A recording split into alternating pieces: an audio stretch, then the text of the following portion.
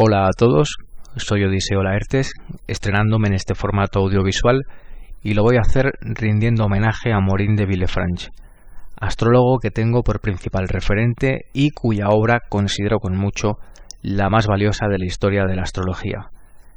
De entre los textos que nos legó Morin, he sentido siempre especial predilección por Mi vida ante los astros, una obra en la que repasa los principales acontecimientos de su vida, sometiéndolos a contraste con las herramientas astrológicas empleadas por él. Al hacerlo, expone su jerarquía metodológica, que es muy diferente de la que tiene la mayor parte de astrólogos contemporáneos. Morin fundamentaba su trabajo en las direcciones primarias, únicamente respaldadas de forma secundaria por revoluciones solares y lunares y tránsitos planetarios. En la actualidad, los tránsitos parecen gozar prácticamente de una total supremacía, mientras las direcciones han ido quedando gradualmente relegadas al olvido. Tanto es así que hay de hecho una parte apreciable de estudiantes que directamente desconoce la existencia de esta herramienta. Hay otra parte que sabe de su existencia pero que no sabe ni cómo se maneja, y queda únicamente una tercera parte que la incorpora a su arsenal. Debo decir, sin embargo, que la mayoría de astrólogos que usan las direcciones primarias, a mi juicio, lo hacen de un modo bastante incorrecto. No es de extrañar, porque la astrología lamentablemente está contaminada con un sinfín de fantasías estériles que únicamente corrompen el juicio de la mayoría de sus estudiosos. Yo creo que sin dominar las direcciones primarias, la astrología no sirve para mucho más que para jugar. Sé que a mucha gente esto le puede resultar sorprendente, seguro que hay quien se lleva las manos a la cabeza, de manera que voy a explicarme inmediatamente. Sin direcciones primarias, el astrólogo no solo está desprovisto de la herramienta más precisa y fiable con la que efectuar pronósticos, algo que es ya de por sí sumamente complicado, sino que además, y esto es mucho más importante todavía, carece de la única herramienta que permite corregir de forma precisa una hora de nacimiento. Y digo bien, la única herramienta, no hay ninguna otra que permita un grado de precisión comparable. Y sin un tema natal rectificado, lo único para que sirve la carta natal es para dar palos de ciego. Es absolutamente quimérico intentar pronosticar si no sabemos dónde está realmente el ascendente, dónde está realmente el medio cielo, dónde están las restantes cúspides, en qué casa está realmente cada planeta. Tampoco podemos hacer un análisis exhaustivo y riguroso de la personalidad de un nativo si no tenemos estos factores radicales correctamente colocados en la carta. Es frecuente en la actualidad ver publicaciones de astrólogos empeñados en demostrar lo que simboliza Venus en casa 10, porque supuestamente un determinado actor lo tiene ahí domiciliado. Luego resulta que ese Venus con la carta rectificada está en la casa 9. Fijaos hasta qué punto queda corrompido el análisis de un tema natal y el mismo estudio cuando se recurre a supuestos casos prácticos que en realidad no se corresponden con lo que se pretende estudiar. Yo estoy seguro de que muchos astrólogos, muchos gurús que están encantados consigo mismos, si viesen el tema natal de Napoleón Bonaparte sin rectificar, podrían pasarse 2 días enteros divagando acerca de lo que simboliza Marte en casa 10 y lo coherente que resulta en el tema natal de un militar. Sin embargo, ese Marte no está en la casa 10, sino que está en la casa 11. Esto únicamente se puede saber cuando contrastamos hechos de la vida de Napoleón con direcciones primarias. Insisto en los hechos, porque hay algunos astrólogos que pretenden de un modo grosero corregir horas de nacimiento simplemente ajustando la hora a la que consideran que encaja más con el perfil del nativo en función de las cualidades que reconocen en él. Esto es absolutamente inaceptable, una auténtica tomadura de pelo. He visto, de hecho, incluso correcciones a la carta. ¿Con qué te identificas más tú? Pues a mí me gusta Venus en la casa 10, pues te lo ponemos ahí y ya está. Qué alegría, qué felicidad, de verdad. Esta obra a mí me dejó absolutamente fascinado, porque hasta dar con ella no había encontrado ninguna herramienta de una precisión ni siquiera comparable a las direcciones primarias.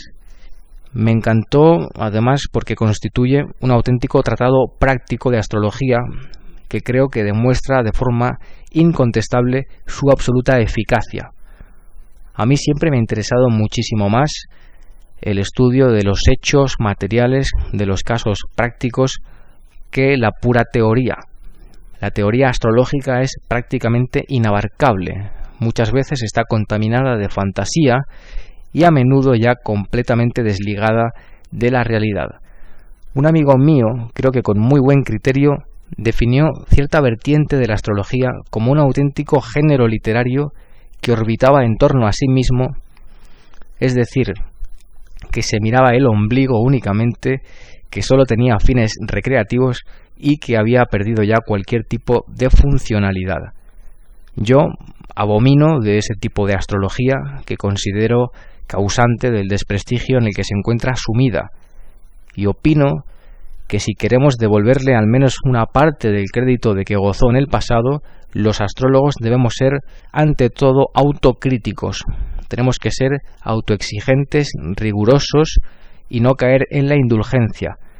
Veo muy a menudo cómo colegas, para justificar el ostracismo en que se encuentra sumida la astrología, apelan incluso a teorías conspiranoicas imposibles. Otros apelan a la persecución eclesiástica, a la hostilidad de la comunidad científica o al papel ridiculizador de los medios de comunicación. A mí todo esto me parecen excusas, nada más. Los causantes del desprestigio de la astrología son los malos astrólogos. Tenemos que asumir que tenemos el enemigo en casa. Bastaría con un solo astrólogo del nivel de Morin de Villefranche para que el mundo entero se rindiese a la absoluta eficacia de la astrología.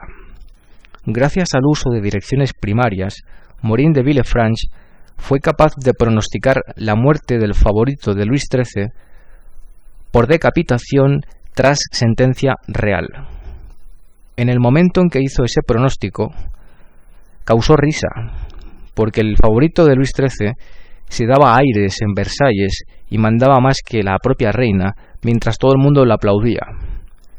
Este pronóstico se cumplió con total exactitud y en ese momento el ministro del rey, el cardenal Richelieu, se acordó del astrólogo que lo efectuó y lo llamó a su servicio. Más adelante, Morin pronosticaría la muerte del mismo cardenal debido a una larga enfermedad, cosa que se cumplió con total exactitud.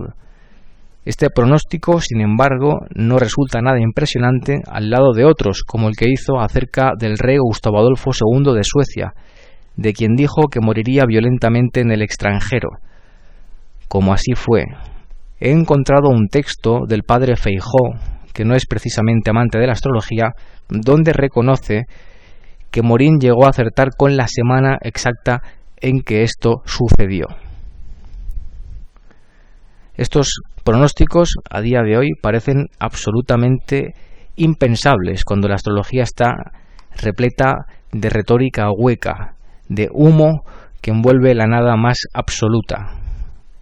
El astrólogo actual no se equivoca porque no dice absolutamente nada. Yo recomiendo la lectura de este texto a cualquier amante de la astrología. Es una auténtica joya.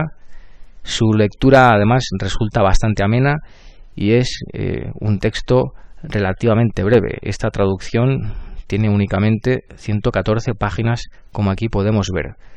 Está disponible en la red, de modo que no voy a perder mucho tiempo repasando este texto, porque cualquiera puede hacerlo por sí mismo. Lo que voy a hacer para ahorrar tiempo es acudir a esta nota que me he hecho, en la que he apuntado las fechas de los acontecimientos más importantes de la vida de Morin, que me dispongo a contrastar con sus direcciones primarias. Debo decir que he hecho una breve rectificación del tema natal de Morín, porque de lo contrario, lo cierto es que esas direcciones que el propio Morín escribe no encajan con total exactitud con las fechas de los eventos que nos narra. Ignoro si esto se pudo deber a un error en las traducciones, si había textos antiguos emborronados, corrompidos, si Morín cometió errores al apuntar ciertas fechas o incluso algún error de cálculo, cosa que me extrañaría mucho más todavía. Lo cierto es que sin un breve ajuste, esas direcciones que él escribe no encajan con exactitud con los acontecimientos que él mismo nos señala. He dejado, por tanto, la hora en las 8 de la mañana, 30 minutos, 14 segundos, hora real, sin ajustes de usos horarios. Obviamente siempre puede haber algún margen de error al hacer una corrección de un tema natal, pero si las fechas que da Morín exactas no están equivocadas, ese margen es realmente muy breve. Bueno, vamos a ver la primera dirección ya de una fecha de interés.